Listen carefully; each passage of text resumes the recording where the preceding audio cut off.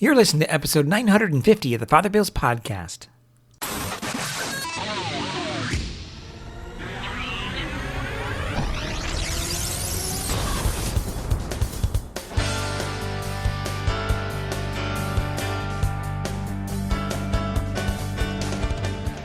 Welcome back.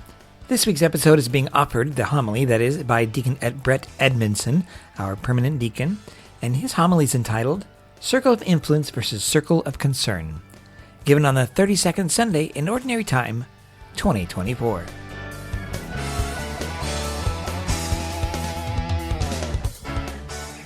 Good morning, everybody. Thank you for bringing the sunshine with you. It was a bit foggy and cold and damp when we all arrived earlier, so thanks for that. Let's talk this morning about Elijah, the prophet Elijah. So Elijah lived about 2,900 years ago, so he was almost as old as Father Anthony. Father Anthony's such a whippersnapper. Oddly enough, though he lived so long ago, his times were similar to ours in some ways. It was a time of deep political division, intrigue, assassination, conflict between maybe we could say a more liberal and a more conservative way of doing things, although those labels are obviously a bit anachronistic, shifting political fortunes, and also an ever-present and ever-growing conflict between those who were committed to God and his covenant and those who were more interested in the gods of the surrounding cultures. Well, for Elijah, all of this came to a head in a series of confrontations with the rulers of his day, King Ahab and Queen Jezebel. And in fact, our first reading takes place after the first of these confrontations, in which Elijah pronounces a drought upon the land because of the wickedness of Ahab and Jezebel. Well, if you think about it, you can probably guess what their response was. As the drought led to famine and people began to go hungry, and then animals began to die, Ahab and Jezebel began to feel the heat, right, politically speaking, and they placed a price on Elijah's head. So things became very fraught very quickly. But here's what I find interesting. Amid all of this tension and drama and conflict, where did God direct Elijah's attention? Not to planning a rebellion, not to retribution on his political enemies, not to self-pity, not to indulging his fears and anxieties. No, God directed Elijah's attention to the plight of a poor widow and her son. Two living and breathing, flesh and blood people who needed help. And really, that's where Elijah's work began. In his book, The 7 Habits of Highly Effective People, Stephen Covey wrote that there are two kinds of people, proactive people and reactive people. And he said each of us lives within two circles. So there's a larger circle of concern and a smaller circle of influence.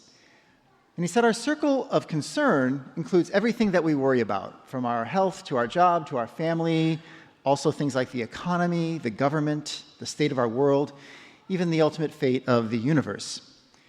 So that's the big circle, the circle of concern.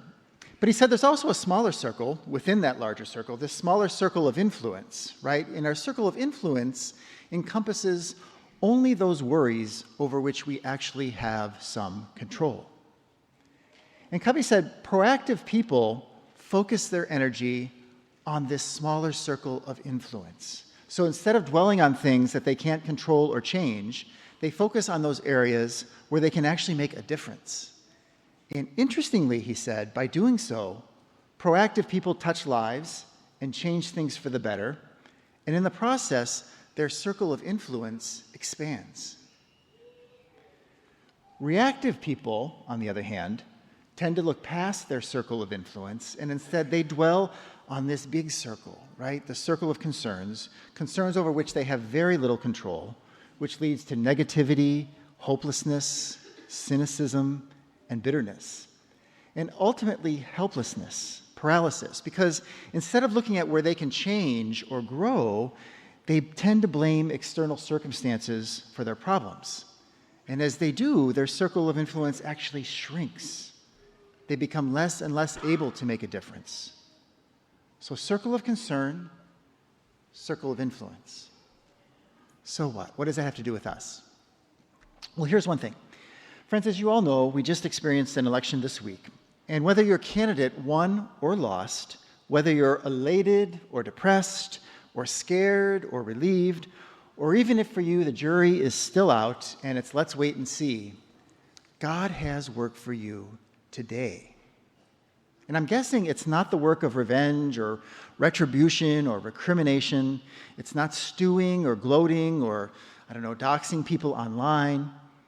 And though we need to be politically engaged and concerned, I'm guessing that at the end of the day, God's not calling any of us here in little old Beaverton, Oregon, to change economic policy or foreign policy or any other policy, at least not in a significant way.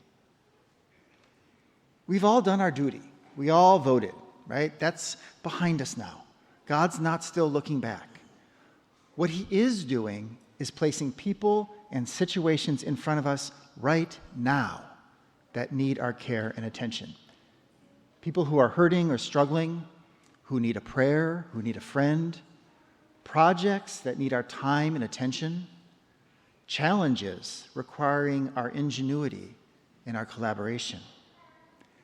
And I don't know, you could disagree, but I think right now it's far more helpful, emotionally and psychologically and relationally, to be proactive, not reactive, to focus on the things over which we have some influence, rather than to send ourselves into tailspins, reacting to what we can't control. God worked miracles through Elijah, starting with the simple act of feeding 2 hungry people. And as the miracles grew, so did Elijah's stature and influence, until one day, God called him back to Israel to confront Ahab and Jezebel in a definitive way. But that took time, and it was the result of God's initiative, not Elijah's anxiety. So friends, for this week, I would encourage you to think about God's initiative in your own life today, concretely. What can you influence? Who can you help? What's God putting in your path, concretely? It does us no good to destroy our peace of mind or our families or our other relationships reacting to things that are too big for us and beyond our control. There's a point at which we have to just let God worry about the big, wide world. After all, that's his. You worry about the little world, the world he's entrusted to you.